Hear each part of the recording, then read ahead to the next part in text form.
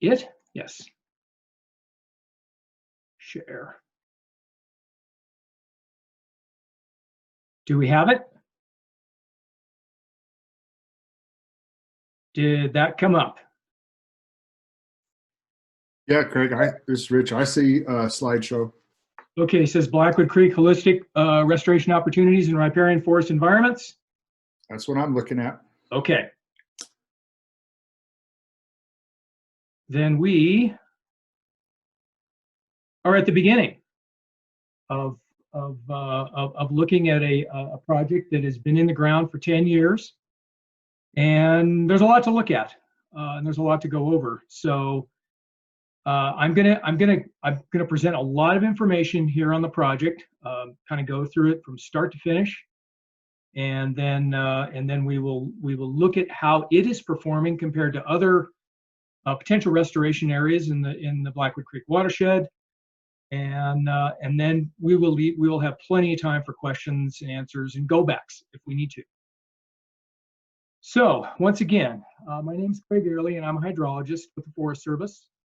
And I've been with the Forest Service since 1992, and I've had one heck of a run in terms of being able to be a restoration hydrologist for now almost 20 years. So let's get going. And these are the topics we're going to go over today. We're going to look a little bit about watershed history, projects, and a TMDL. This project area has a TMDL associated with it. We'll talk about what that is and how things are going. The project area we're going to look at was worked on in 2008, 2009. It's known as Reach 6 by some of us who've been involved with this project since about 2002. So spent a long time on it, and this is what we're going to look at. We'll look at monitoring and project response. And then we'll look at untreated area response, because that's really worth looking at, because in 2017 we had a pretty good sized flood. We actually had 4 rain on snow events during that winter. It was a really good hydrologic. Finish up with some conclusions, and then we'll have some discussion. So it starts with Blackwood Creek in the Lake Tahoe Basin. You can see where we're located, sort of on the west shore. There's many different phases to this project, but we're going to focus on the Phase 3A project. And so this is just a little bit of quickly watershed information that feeds the project area. Watershed project area is 8 square miles, project elevation 6,400 feet, average basin elevation 7,500 feet, peak elevation at 8,800 feet, annual precipitation 60 inches a year, and geology is volcanic.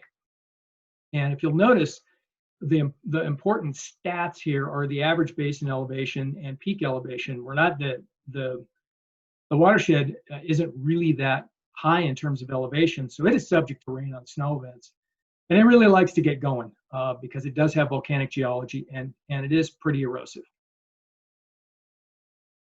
So we will look at pre-disturbance condition, and in this project area, there were meadows in the project area in 1939. And we'll take a look at the aerial photo from that time. There was a period of intense land use. We'll talk a little bit about that. There was creek and floodplain destabilization. And as I go through this talk, one of the things that I want to emphasize is this is more of a floodplain project versus a creek project. And I think it's really, really important for us to understand that if we develop projects that get our floodplains functional, then the creek kind of takes care of itself. We'll talk a little bit about analysis, the missing components that support the processes that lead to desired floodplain and channel function. And the overall restoration goal of this project was to establish stable geomorphic base and just kind of let nature do the fine tuning. So what we wanted to do, and this is really was a departure from some of the work we had done earlier. We wanted to let the processes that occur in Blackwood just go ahead and take care of the job for us. So this is a picture of a 22 to 28 inch lake run rainbow trout that I took in Blackwood Creek in 2010 in the project area. And what I want to bring up is that the stream was of great importance for the Washoe people, and it was once a top producer for lahont, cutthroat trout, and whitefish. And you can see just from the size of this lake run fish. And you know, I'm not sure if the Department of Fish and Game has done fish surveys, but I would just estimate, just a back of the envelope estimate, we see several hundred of these fish come up and utilize the creek in the spring to spawn. But think about what it was like in Washoe time when there were literally thousands of large lahont and cutthroats coming up this stream to use it, and it was a great spawning stream because it was a small gravel bed river, and it was basically a little narrow stream wandering through a floodplain. This is the aerial photo from 1939. The red lines, and I point out with my cursor here, are the upstream and downstream ends of the projects, and my cursor is going in the direction of flow. And you can see there are pockets of meadows all through this area, but it's really more of a riparian forest. There's cottonwoods, there's conifers, and they're all kind of mixed in. Cottonwood, conifer, willow, grassy areas, a really dynamic environment. Unfortunately, but it's just kind of the way it goes through time. Blackwood was a pretty good area to extract resources. Comstock logging in the 1800s. They grazed sheep till about 1934 when they realized that even back then there was problems with function in the uplands because we were already starting to see erosion. Gravel mining in 1960 and 68, and then mechanized logging in the 50s and 60s, and those kind of go together because there was also logging on the valley floor. But the coup de grace that really sort of put a death nail into that really dynamic, healthy system was the gravel mining in 1960 and 68. And a lot of this material actually went to start to build subdivisions around the basin, road base and aggregate base for other commercial uses. You can see right here a diversion channel. The creek was actually diverted. What you can't see here is that in order to make the channel more efficient, they actually ran a bulldozer upstream beyond what my cursor can show. So they really worked the site over. And if you notice, back in 1939, we had a estimated sinuosity of 1.8, but it dropped in 2007 by 1.23. And this is after, you know, land use, floods, destabilization, and there's really not very much of the old stream or the floodplain left. We only have a few remnant examples left in Blackwood in terms of how it used to function. What's interesting about this picture, this was after the December 2005 flood. It was a rain on snow, as most of them are in Blackwood. We found that most of the existing timber recruits were just not of sufficient caliber to withstand the condition. And so just, you know, we get a lot of wood in the channel, but it really doesn't hold on, really doesn't collect in ways that would benefit both channel and floodplain processes. So we recognize this, as did the environmental community and as did the EPA and State Water Board. So we developed a TMDL for this project in this watershed. And so you ask, what the heck is a TMDL? And for those of you who don't know it, it is an acronym for total mean daily load. And so in order to use, you know, sort of a visual example, I bring up the idea of using a pig farm as an example. It's sort of like a gravel mine versus pig farm. We'll talk about the gravel mine in a moment. But if you had a pig farm in a watershed, let's say that it was in the area where the gravel mine was, you would have nutrients and, you know, potentially other pollutants coming out of that operation. And if you did, and if you exceeded what state standards were, then you would have to develop a TMDL or a plan to clean that up. Here we have a challenge. was to develop a TMDL to deal with a condition where land uses, cumulative effects of land uses, geomorphic changes, and natural materials were actually triggering a fine sediment release. I had some very smart folks do some really good work on estimating how much fine sediment was coming out during the high times, during like the 97 flood time in Reach 6, and it was estimated that around that time, Reach 6 released, and Reach 6 is only about 3,500 feet in length, 3,500 linear feet.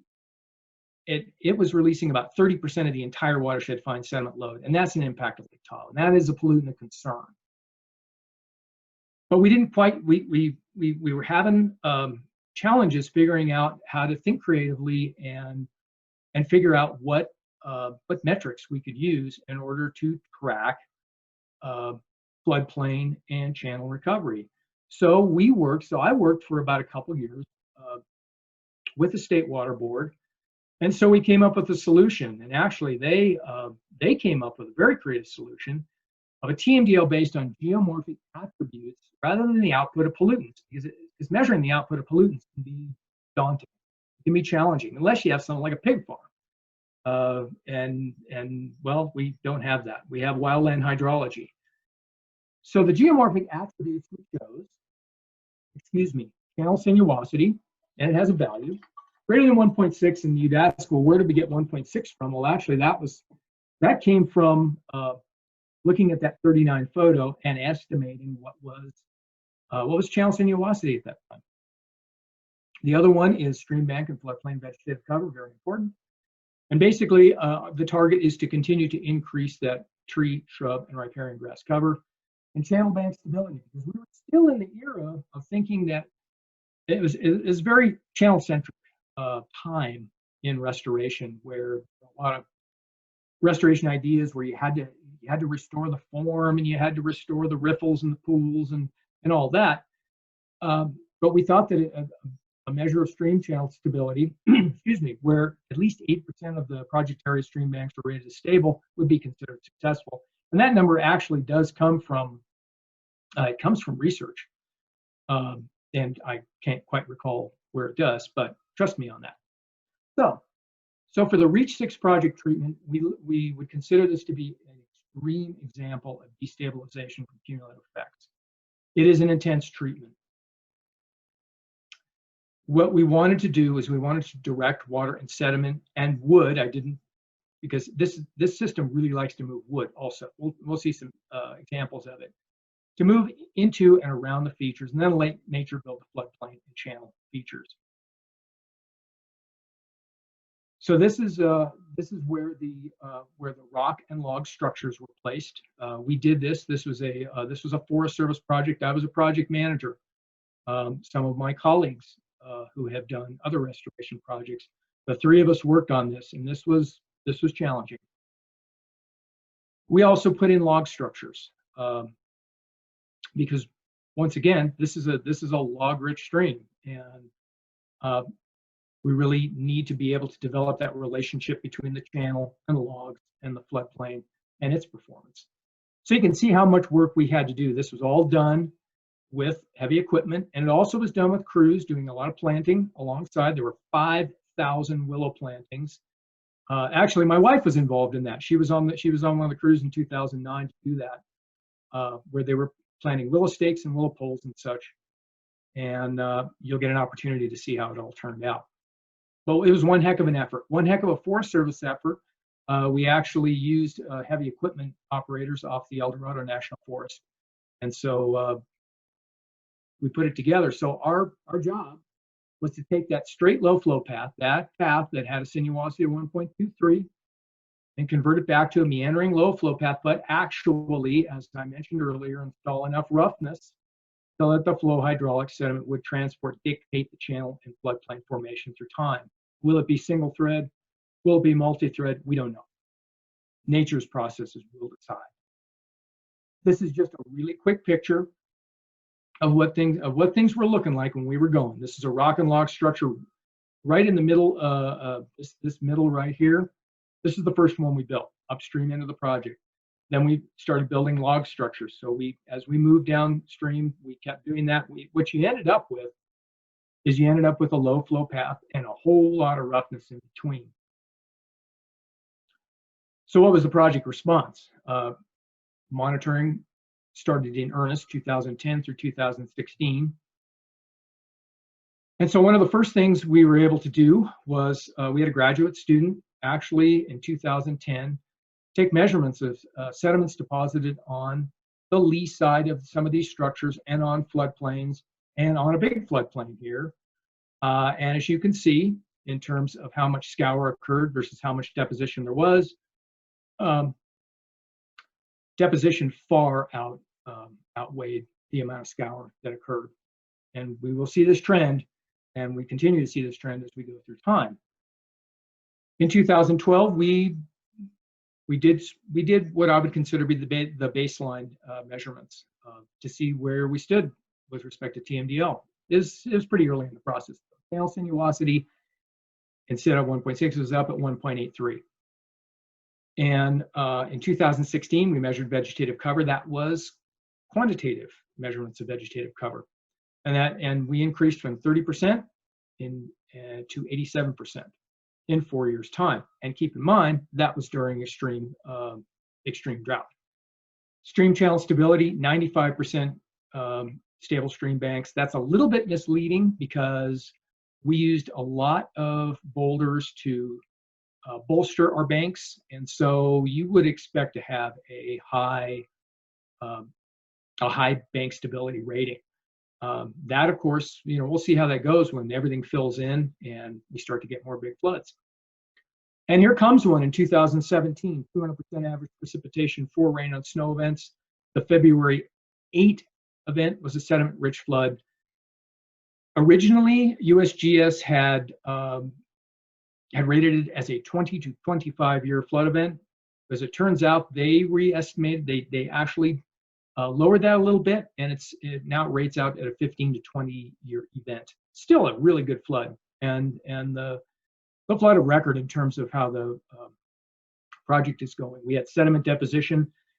We had what is called an avulsion at the upstream end of the project, and an avulsion basically is, in fluvial terms, the stream filled up with sediment and decided to create its own path, its own new channel.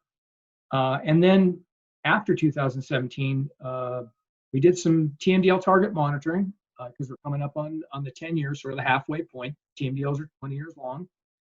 And this is what, this is the photo, and this is a meander this is our first meander that we built, and you can see how it filled in over time.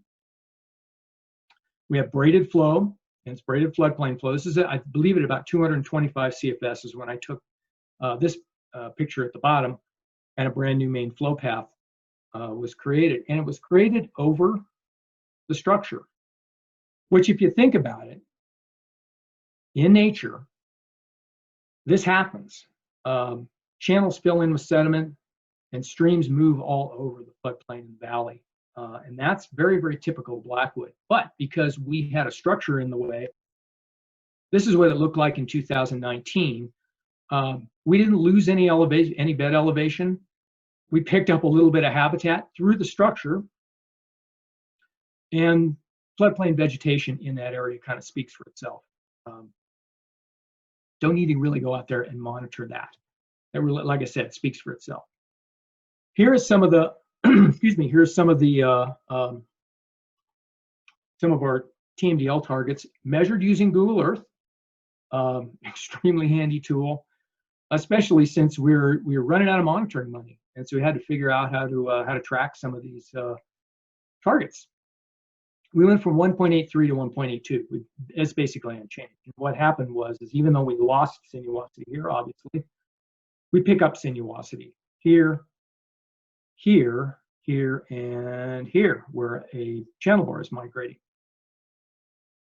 Bank stability, it decreased some, but it's not significant. The total number of unstable banks, based on what I've seen in the field from Google Earth, was a little under 10%.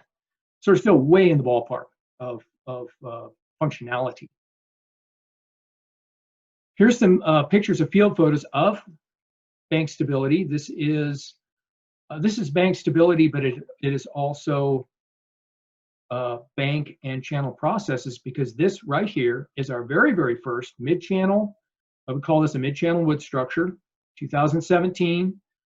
Tree calved off the bank, and basically over time, material has been gathering behind this structure, and that's a wholly natural process, and it actually creates extremely good fish habitat, low water fish habitat. The photo down below is a field photo bank retreat along the right bank, and we'll look at some cross sections to look at the magnitude of that. Basically, the gravel bar grew in size as a result of sediment influx during 2017. Photo was taken very late in the year, very low flows. And the other, and I think the most important piece of information are sequential photos. This was the July 2006 photo compared to the 2018. My cursor is over this tree right here, and this is the same tree in 2017. Enough said on that. This is actually a photo of the channel in November of 2009, before everything really gets started. This is actually some of the additional boulder work we put, and we were pretty liberal with it, and we were lucky in that we had latitude to be able to do that because we built the project in-house. And so this was additional boulders on the bank. This was additional boulders here. This is additional boulders on floodplain, because this was a storage area for us when we stored equipment and gravels and stuff like that. And these guys were very efficient and wanted to be neat and handy, but what they accidentally did was they lowered the floodplain 3 feet relative to what it once was. So we put some boulder islands out there to try and break up flow paths, and here was the result. Once again, the pictures absolutely speak for themselves. One of my favorite pictures is you can actually see this is a full meander taken back in 2011. Yeah, there it is. I took this picture, and this is what it looks like. Excuse me. In 2019. So you can see there really hasn't been much channel building, but all kinds of floodplain building. And that's the whole point of this. Because we couldn't go out and actually quantify the changes in vegetative cover, we happen to have a very handy tool. It's called NDVI. Please don't ask me what that acronym is, but it has something to do with a measure of vegetative greenness. It is in Google Earth. It is known as the Climate Engine tool, and it uses Landsat images. And it is an extremely handy tool and pretty darn, if I can use it, anybody can use it. So if we look at this graphic of the Reach 6 project, this was the time of construction. We had low values of greenness. I chose to use yellow, and I chose to use green. We still had vegetation out there. But when we go post-project and we're actually going through extreme drought, you can see how vegetative greenness is climbing. Now we climb beyond median, and then it's off to the races. A little bit of a drop in 2017, but that recovered quickly in 2018. So that's proof in the pudding right there. I mean, it's continuing to go. And what I need to do is I need to update this to show 2019 and 20 values. And I would suspect they could be in this area or even greater. So LiDAR base map, we had LiDAR flown for the entire basin in 2010. I was actually able to use it in order to reoccupy cross sections. The cross sections I did with a group of students from our Tahoe Basin Watershed Education Summit. It's high school students. They came out, we instructed them, excuse me, to do cross sections. And you can see this is a cross section at the upstream end. It's basically depositional cross section. These are all depositional except for the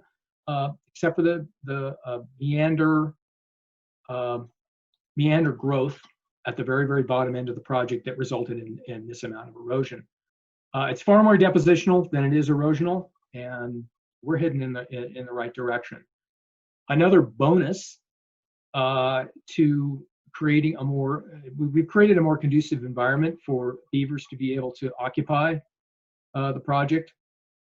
This is a picture right here, picture A, taken, I believe it was in September of 2018, and you can see the size of some of the dams in there. They are persisting, which is good. And then photo B is some of the backwatering that's upstream of this dam. And once again, proofs in the photographs. So to sum up, 10-year post-project TMDL monitoring check-in. These are our original targets. This is where we stand today. Essentially almost the same as 2012. I think we're increasing in trend in terms of vegetative greenness, and banks are 90% stable. So now let's shift some gears here. We have after 2017 recognized that there were untreated areas, and they create new opportunities for us to go in and do restoration work post 2017. We'll take a look at one example, but these are basically the 4 areas we've identified, and we'll take a look at this one over here with the red ellipse. Flow direction, you can see moving from left to right, July 10th, 45 CFS. And this is what it looked like in August 7th, 2017. And you can see, if we toggle back, we had a lot of wood in the system. However, from sediment influx and from the power of that flood, it really just didn't have the caliber to be able to hold on. We're gonna see a picture of this area right here of a large log that was that made it through that flood and is actually doing quite well. So channel straightened out, and it also deepened. We took a cross section there, and this was the let's see, this was the 2000. No, excuse me, I have this backwards. This was the dashed line was the 2010, and the solid line is the 2017. Oops, sorry about that. But you can see how much the bed elevation changed, and you can see how much the floodplain was disconnected by this flood. Taking a look and using, once again, using Google Earth, this was that reach that we just looked at. And you can see that it was kind of hanging on in terms of after the 1997 flood, it was recovering. And then this right here is a change from the 2005 flood, where we are dropping below median, starting to recover again, because it still had a little bit of function. And then after 2017, it takes a dive. Taking a look at NDVI from treated versus untreated, it's kind of a no-brainer. And we see negative trend here, we see positive trend here. So our conclusions. Our treatments are working. They weathered the first significant hydrologic event. Untreated areas show signs of destabilization, and they went backwards in terms of expected channel evolution. It's actually in terms of expected floodplain processes. Channels are going to straighten out, but if you have enough roughness in there, they aren't necessarily going to downcut. And so we've had some disconnection. So we think with treatment success, we can go forward to analyze conditions and design future treatments and seek funding based on this successful example. This was the natural wood structure that I pointed out to say that we would take a look at it. This formed in 2011, and this is what wood structures do.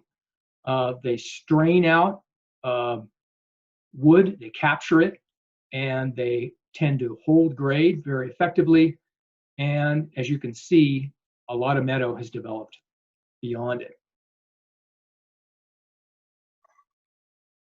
Because we're working with reduced funding, we're having to look at cross-department collaboration. We have a large vegetation management project that we are hoping to collaborate with them so that we can do work out there holistically. And it takes interdepartmental collaboration. And we're going to be looking for external partnering opportunities, funding and timing. This is another one of my favorite pictures because it really does show, and I don't mean to show this to show how shocking it is and how dirty the water is. I mean to show it because this was the result, and this is what we were hoping for. So thank you, and I will take questions. And I'm assuming I have to stop sharing my screen to take the questions.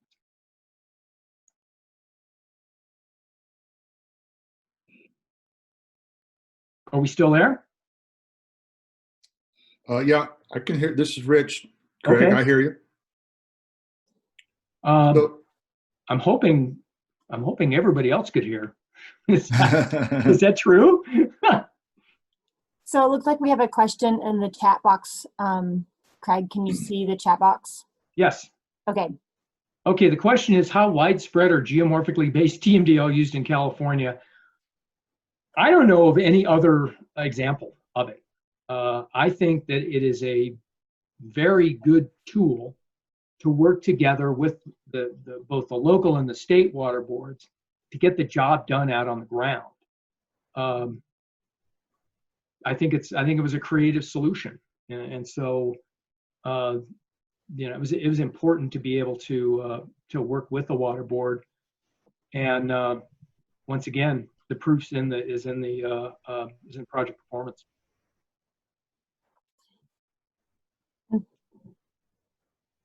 The next question is, were boulders used in the structures imported? Yes, they were. This is actually a very, I'm glad you brought that, glad you brought up the topic. This, instead of boulders, imagine those boulder structures that I showed you if they were all wood. That's really what we were shooting for. We were shooting for entire wood with maybe a little bit of boulders. And so I think what would have happened, and I'm speculating here, but there would have been a lot more dynamism, even though we still had a lot of dynamism out there, if we would have used all wood. We were supposed to be able to get wood from a local source in the watershed, and that wood got sold in a vegetation management sale 2 years prior to the project. So we had to figure out what we needed to do. It just so happens the El Dorado had a boulder staging and storage area, so we had to truck those boulders in, and it was challenging to say the least. But yes, they are imported. they're granite. They're white granite, and it kind of it's very how should I put it? It's very right after the project was built, it was very stark because those boulders were so white.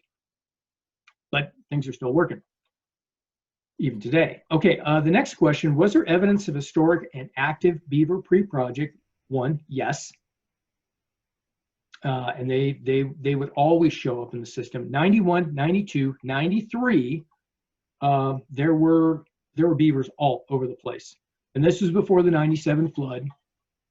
And then we kind of lost the beavers in that area. Excuse me while I take some water. It was yeah, it was tough times for those guys, but they really like Blackwood because Blackwood produces a lot of food for them, produces a lot of cottonwoods, produces a lot of willows, and you know, beavers almost immediately. Well, actually, when we were building the project, constructing the project, we were having to some of our BMPs were being occupied by beavers, and so we had to get creative, and so they were a little challenging because they made it hard for us to maintain some of our BMPs, but we managed to make it through it. The next question: do you plan for an increase in beaver activity during the project design phase? You know, I think that if I know in restoration we like to use the term "if you build it, they will come." I think that for Blackwood, you could build it and they'll occupy really quick, because there's lots of places to for them to occupy before they could come in and use something that you designed and built. Question from Mr. Booth, from the retired Mr. Booth from the Water Board, I think. How often do you get Google Earth imagery, and is the resolution accurate or adequate? Adequate. I would say that the resolution is better than our internal Forest Service aerial photo resolution. And you get, well, we have not had imagery since June of 2018, and I keep looking for it, but we haven't gotten in a couple years. So I'm not sure what that has something to do with. But usually every couple of years we'll get an update, and it's really handy because you can overlay them, and you can go back and forth. I think for Blackwood, Google Earth photos started in 1969 up to present, so it's a super good tool. Next question: did the LTBMU do forest health or associated activities in the watershed above the project? Yes, we did. And thank you. NDVI is Normalized Vegetation Difference Index. I'm a hydrologist and geomorphologist, so I'll buy that. But once again, it's a really excellent tool to look at long-term changes in vegetative greenness, because you have like a 30-40 year data set to work with. It's free, so that's good. Next question, it's in regards to the status of the fish population, or is there one? There is a fish population, and I think that if we think about that large trout that comes up in the spring, that was definitely a spawning fish. That fish will spawn.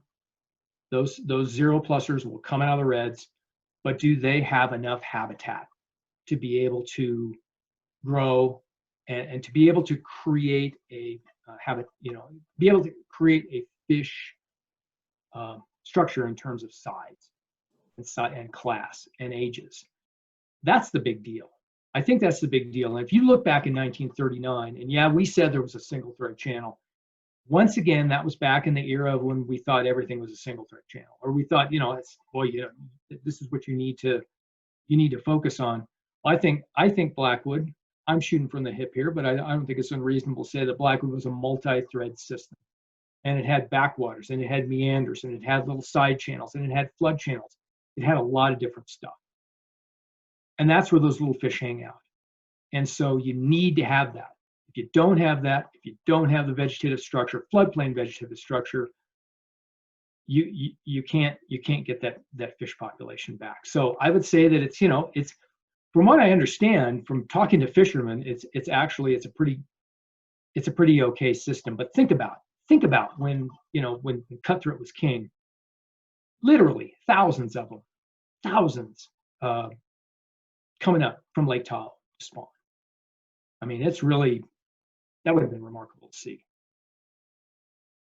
Groundwater levels in the floodplain. This is another question. I'm curious about groundwater levels in the floodplain post-structure install, but prior to 2017 flood. We did not take groundwater data, but what we know, because we increased sinuosity and because we raised the channel bed, we know that there was a lot of seepage flow through those structures that I pointed out, and those actually create that actually creates high groundwater. So even through the drought, we had high groundwater in places. So that really promotes the vegetative recovery. So it's really been very successful in terms of groundwater restoration, even though we don't have data on it. Next question. In the process of excavating channels, did you ever encounter buried wood that looked like it could have been an old beaver dam? It would be great to radiocarbon date, and if you did, know where it still is. Early on in 2001, we did some radiocarbon dating. The wood was not identified as a beaver dam, but we found, and I'm having to go back into my mental Rolodex here. We found that that age dates were kind of all over the place in terms of elevation relative to age, and that is actually interesting, because what happens in Blackwood during floods is you get big influx of sediment, high spots, low spots, and conifers, cottonwoods, willows, they can all, they all occupy at different elevations. And so I think that was really what was creating the richness of the floodplain and the channel system. Next question: was the gravel miner a legally responsible party for any restoration costs, or was it on the forest? It was on the public. I'll put it to you bluntly. It was actually this project was funded through through Southern Nevada Public Lands Management Act funding, which was granted to us through the Senate, and it's actually monies that came. What's that? Let's keep going. It was basically it was money for land sales in the Las Vegas Valley, and it was tied to Lake Tahoe Restoration Act. Next question: how difficult was it to establish a geomorphically based TMDL? It took some convincing. It took some learning on both sides, I think, but I think it can be done, and I think we have an example of it. So, I'd be more than happy to discuss this sometime in the future if it is something that's being proposed, because I think it's effective. It's one of those things where it allows us to get our job done, and it gives something that the water board can hang its hat on in terms of, is the Forest Service doing the job that it said it was going to do? And so that was, that's all bueno as far as I'm concerned. So, are there any other questions? We welcome people to unmute yourself and ask a question. Absolutely. You want. So you don't have to use the chat. So whatever works best for you. We have covered a lot of subjects. Craig, this is Kimra. You touched on this a bit, that going forward you would need some special partnerships to do more work. And I know I've heard that the way the Forest Service is able to do things has changed a lot. So basically, if you were starting this today, you could not have done it. Am I correct that the situation has changed such that you kind of had a ripe moment in time when you did it, and now it's not facilitated for things to be done in-house in the Forest Service like this was? We still, in the basin, we still have that's a long story, and I'll keep it short. Lake Tahoe Basin, we have some new Lake Tahoe Basin Restoration Act monies coming in. They're mostly for vegetation projects. We still have a restoration crew, some of whom have been around for almost 15 years. So we still have capable individuals, and I think that going forward, we're probably going to do smaller projects, certainly projects that are not going to soak up as much money as we had available to us. I will say that we caught lightning in a bottle, because I swear there was a tremendous amount of money around here, and we were able to get some pretty incredible work done in Blackwood and in other places. We're looking to partner now. We've had Trout Unlimited out on the ground, and they're interested in potentially partnering with us, as is American Rivers. So we're starting to reach out. And this is about the time that I'm in the twilight of my career, so I'm seeing the change, in the changeover, and who knows? I may find myself on the other side in retirement, but not working too much, not working as much as I did. I was working for the Forest Service, so we'll see how it all goes. So yeah, it's a long and winding story right now, and we'll just have to kind of wait and see how the funding goes, and how we can develop partnerships in the future and move forward, because there's still work to do out there. I have a couple questions. Sure. When you talked about the wood that wasn't not worthy, that wasn't the word you used, wasn't able to withstand it. It basically looked like small lodgepole, teepee poles, more than developed trees, 30, 40-year-old trees. They're more like more of the younger trees. They're actually probably 50-plus-year-old trees. But the ones that you see, those 3 foot, 4 foot diameter, those are the trees right there. The tree that we looked at in the very, very end of the talk, that's the one that can just withstand. So my question was, do you think if the flood time was lengthened in between the flood times, that the trees would be able to anchor enough that they would be able to withstand a normal flood? Because we did have a series of floods from 97 to 2017. We had some of the biggest floods by some time. We did. 97 was a big flood. 2017 was a good one. 2005 was a good one. I think because the stream in the valley is down cut relative to its surrounding floodplain, for any given flood, there's more power, and so it's one of those things where the stream and the floodplain are kind of evolving, and if we didn't do more work, more wood and boulder work, then and it would be wood with some boulders. I can tell you that. I think I think we would just continue to see. Of course, we don't have enough time here, but you would continue to see destabilization throughout the valley. So we're gonna have to see how it goes. So what my point was, if they broke up the areas where the mitigation you've done, the trees grow in between, they'd have a chance to last, because you've actually de-channelized the river by doing these breaks. So that during a floodplain, it's really not, it's spreading out before it goes downstream more. So the trees have more chance to catch their breath, as it were, so they can grow bigger. Well, I think I think when you're in that kind of a setting, you're just hoping that you're going to get a bunch of cottonwoods, because those are the ones, that's the champion tree on the floodplain.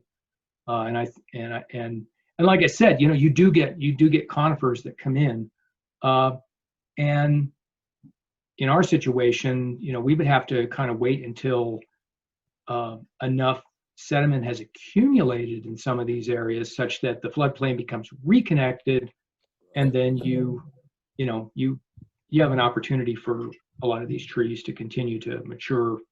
And we're talking, we're 100+ years off from any of that. The permanent solution is my point. And so the reason I asked that is the whole valley is much higher. It's 7,000 feet and higher. We don't get cottonwoods so much up there. We get aspens, and then other areas in the Alpine County, Upper Truckee. Those are areas that probably won't be able to get cottonwoods in unless you bring them in. Maybe the right year they get started. Otherwise, I think it's going to be aspen or lodgepole mostly. Oh, I would think aspen. I mean, we have aspen out on the Blackwood projects right now. It just so happened it was a cottonwood forest. And I see what you're saying. What wood is going to come in? Trees are going to come in. I will tell you, willows are very, very effective at mitigating stream power. So willows and aspens, If you can get that floodplain, a robust floodplain back, you're gonna do the environment really well. And these really are floodplain projects. These are not necessarily. You get the floodplain back, you'll get channel function back.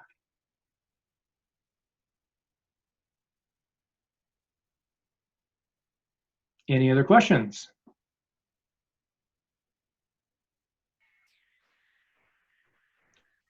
Okay. All right. Oh, go Craig, ahead. thank Mhm. you so very much for again Sure. coming to Alpine Watershed Group and sharing your vast experience and knowledge with us. And we really appreciate your time and your My passion. pleasure. My pleasure. So to close off our meeting, we always like to make sure that everyone has the opportunity, if there's future topics, future speakers, we're not here together in person today, so please feel free to email me, contact me if there's anything you'd like to see on a future agenda. And we look forward to seeing everyone on September 8th, if not sooner. Craig, any parting comments or? No, I think that's it. I think I talked myself out. Okay, well, thank you everyone for tuning in. Thanks, guys. Thank you. Thank you. Thank Take you Have a very good much. night. Good night. Thank you.